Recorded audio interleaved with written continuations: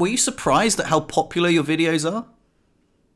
Yeah, I mean, in the beginning, I didn't. They weren't super duper popular, but so the one video that kind of made the channel blow up a little bit more, I think, was the getting dressed after a spinal cord injury. I'm sitting there in my underwear, and the comments are just, you got I understand it. I'm a perv at heart. I want to see how that stuff works. But, like 3 minutes and 32 seconds, I can see your dick, like, come on, you're full of shit, But that one, after, I don't know, 8 or 9 years, it's got like 1 million views. I'm like, I know. So either somebody's coming back to spank it, or there's that many people, There's that many people watching it, so and that felt good, that felt great that I could show people how to do that, and and if they got something else out of it, so be it. Whatever, doesn't bother me. Yeah, it's crazy though, because I know exactly the video you're referencing, and I watched it very recently. And now on YouTube, if you hover over the bar, you can see like the most replayed bits, and the most replayed bits are where you can maybe for a half a second see the faint outline shadow of your willy, and you're like, why are people like, oh my god, you can, there's actual free porn, you can open up a new browser and you can just see real porn. Yeah, right. And so I had the similar experience. There's a bathtub transfer I did in a hotel room, and I tried like covering up like not very good with like a YouTube logo, and there is like a tiny like half a second where you might be able to see, if you strain your eyes, a little bit of dick, and that video constantly outperforms all my new videos, and it really annoys me. I'm like, really, guys, come on, like if you strain really hard, maybe you can see a bit of a faint outline of a shadow, but I've got so many good resources on my channel for newly injured users. Why is this video completely outperforming all my other videos? I'm just thinking, well, maybe I'll just, sell nudes, Yeah. And I know I told you I've been there and done that. So that video, so that video was what kind of led me to like, man, we really need money for IVFs. Maybe I'll show them, like. It's a perfect segue. I've been gagging to ask you more about it actually, but we're there already. But yeah, so please continue. Yeah, so I basically completely blew any credit for myself. But, I did some nude pictures and stuff to raise money for IVF. I mean, we did 4 fertility treatments. So by the 5th time, we were already $50,000 in debt. And I'm like, well, not necessarily completely in debt, but we had spent $50,000 and, we still didn't have much to show for it. So I'm like, what? I don't care at this point. I don't know about you, but like nudity became very like nonchalant after I was in the hospital. You've got people wiping your ass. You've got people, in and out, changing you, doing all this stuff. So I got to the point where I'm like, that's my dick. Yep, you've seen it. And I didn't care. So I'm like, maybe these people, like Devotees, do you know what devotee is? I do, yeah. Maybe you can explain it. So devotees are people that are either sexually or emotionally attracted to people with disabilities. And I thought that was super weird at first. But once I actually gave myself a chance to kind of get to know a couple of them a little bit better. And I'm like, okay, so you've got a kink, which I understand, that's kind of a taboo thing to be sexually attracted to somebody in a wheelchair. But I don't think it's that different from somebody who's an ass man or, likes giant boobs or, it's just a different kind of thing. So I'm like, you know what? I don't mind doing nudes. And nothing that I did was terribly pornographic. I mean, it was actually more artistic. It was something I kind of enjoyed doing because it wasn't, a pornographic thing. It was more like, I've always been really into like nude art, and it was something that I'm like, you know what, I could probably do that. I think women look a hell of a lot better nude than men, but people, it worked enough to, to raise, a decent amount of money. And I only had those, it was basically like an OnlyFans, but it was prior to OnlyFans, and it was very low rate.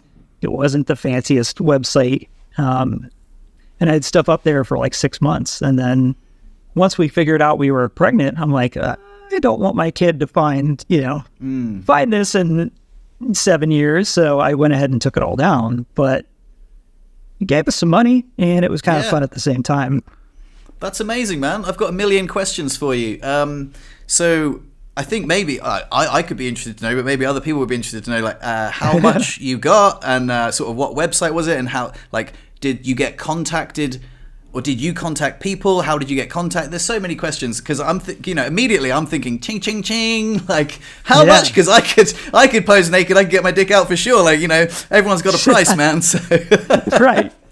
Yeah, honestly, if OnlyFans existed at the time, that's the way to go, because it's so much better than what I was dealing with. Basically, the website it was on, which I'm not going to say because it's embarrassing AF. I don't even think it exists anymore. But anyway, people would contact I basically reached out to the person that runs the site. She put all my content up, and then they got like a 15% cut of whatever, profits I had made. But it was kind of half-assed shady. It felt a little bit shady because the customers would reach out to her, hey, I want this video. She would reach out to me and just say, hey, I sold this, today, and here's your money. So it was kind of like, maybe she left a lot of money on the table, like there was really no way for me to directly know how much money she actually got. But I think it wasn't anything crazy, maybe $5,000 from all that. But $5,000 is better than nothing, Right. That's amazing. Yeah. So and I had like a Catholic video and, just a couple, other things that, like I said, weren't like terribly pornographic, but more how-to, just like I'm already used to doing, just naked, Well, so like graphic how-to videos. Basically, yep. And you said it was like tasteful nude, so it wasn't anything like you say, it wasn't anything like So I won't go into detail, but you can use your imagination. But so it's just tasteful nudes and some cathing. Yeah, just different, poses that were actually, everything I did for the pictures was in black and white, which I thought looked cool. So it wasn't like, I'm sticking anything in my butthole or doing anything like that. I'm not going crazy. I don't need all that. That would be weird. No, I get it. Fun. So you raised $5,000. That's amazing. Right. And who took the photos? Devotees, I guess. No, I mean, who took the photos? Oh, physically took the photos. So I took the photos. Basically using either a timer or sometimes I would take a video and then just edit the still shots. So, I mean, it was all done with an iPhone. So these pictures weren't like super duper high quality, but I think anybody that would see them would be like, oh, that I would never have guessed that was with an iPhone, Okay, cool. And what sucks is like after I released those things and had opened up to some friends about, hey, I've done this, even though it's kind of embarrassing. They're like, professional photographers were like, we would have taken the pictures of you, and I'm like, damn it, you probably could have gotten some way better shots, Maybe. And I wouldn't care. Like, can you move your balls to the side, please, just to line them up a little bit better? Like, see, I didn't know that until after I got off the bed and picked up the camera. Like, oh man, my balls are crooked. Come on, I gotta fix that. Oh, that's amazing, man. That's amazing. So, so it's crazy. So I get you. If you would recommend it now, you would just say go down the OnlyFans route. I would. I mean, if I had to do it again, it's become so mainstream. You know what I mean? And there's definitely a niche for it. So cash in if you want to cash in. I don't do it anymore just because I'm a dad. And I don't really of course. Yeah. You know? I mean, But like I say, to each their own. I'm not desperate for the cash, but I was just wondering, like, how much, everyone's got a price, like, show me your dick for $5,000. I'll be like, hell yeah, Right. Well, and the other thing too, like, I don't know if I've ever admitted this to anybody, but I'm going to go ahead and admit it. I enjoyed it. It was kind of like a different sexual release for me, that it was itching a sexual side of me that I hadn't ever done before. It's like how a blind man's sense of touch gets better. It was just that whole thing where I was kind of going down a different avenue for, it was kind of a turn on to be able to turn other people on. I don't know if that's just a weird mind thing sexy. or what. But that's right. And that was a big thing that I felt like I lost after my injury was, I was 25. It was in the best shape of my life. Felt most attractive. I was never cocky or anything like that. I was always very humble, but I felt attractive at that time. So I felt like I got taken down, to just a cripple in a wheelchair. And I'm like, I don't feel sexy anymore. I don't feel attractive. I don't feel like people, I feel like people pity me, when they look at me. And kind of getting out of that was part of what this journey was all about, and the news made me feel sexy. So I'm like, all right, we'll do this. Even though I think women can take nude photos a lot better than a man, No, there's nothing to be ashamed at all. Like, I wasn't, I was asking out of pure curiosity, because again, something that sparked my interest. Like, oh, Brian did it, how much? I could do it too, I'm open to it. And also, I understand what you mean about feeling sexy, because after, I want people to see past the chair. Like, I think, I keep myself in good shape. I think I'm an attractive man, but a lot of people will just see the wheelchair. And, you know what? I wasn't going to share this, but something happened to me yesterday, and I'll share this with you because I was a little bit offended. I'm not the sort of person to be overly offended, but I met this lady. She can definitely remain anonymous, but she said to me, she's like, "Oh my God, you've got a new girlfriend? Crikey, you must have something going for you. Maybe you've got a big dick." And I was like, really? Like, that really, like, I've got way more going for me. Like, do you know what I mean? Like, it kind of, I mean, how does that make you feel if someone said that to you? Like, yeah, I mean, that is definitely kind of offensive. I don't get offended that easily, but that probably would be like, the hell's that supposed to mean? Yes, I would feel the same way if I was in your shoes. Like, oh, well, nobody would ever want to be with a guy in a wheelchair unless he has a big dick. That's essentially what she was saying. Not trying to be mean, but that's kind of what she implied. Yeah, I get that. I would have been the kind of like, well, fuck you. Yeah, like, I mean, it wasn't the time or place to have that conversation, so I let it slide. But afterwards, I said to my girlfriend, and she was like, "Yeah, that really was offensive." Like, and I was like, "Okay, cool." Just again, I'm not the sort of person that's easily offended or like overly offended, but I was just like, "Yeah, that rubbed me the wrong way." Like, I think I'm way more than my wheelchair, and that's kind of what you're implying. And it kind of brings me back to my point where you want people to see past the wheelchair and be like, I'm an attractive guy, I've got a good personality, I'm quite charming and humble, and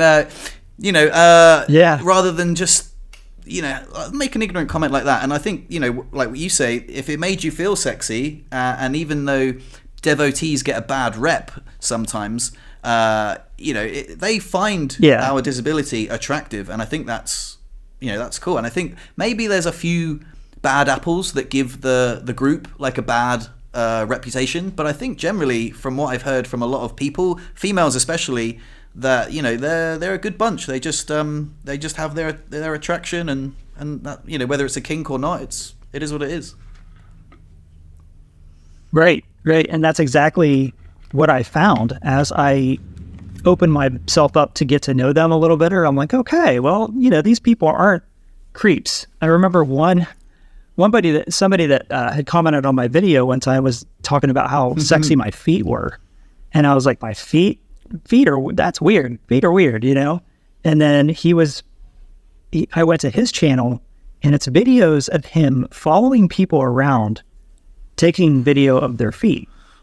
So whether it be people in sandals or people, I'm just like, dude, you're, okay, I can't get behind that. Like, that's just a little too far.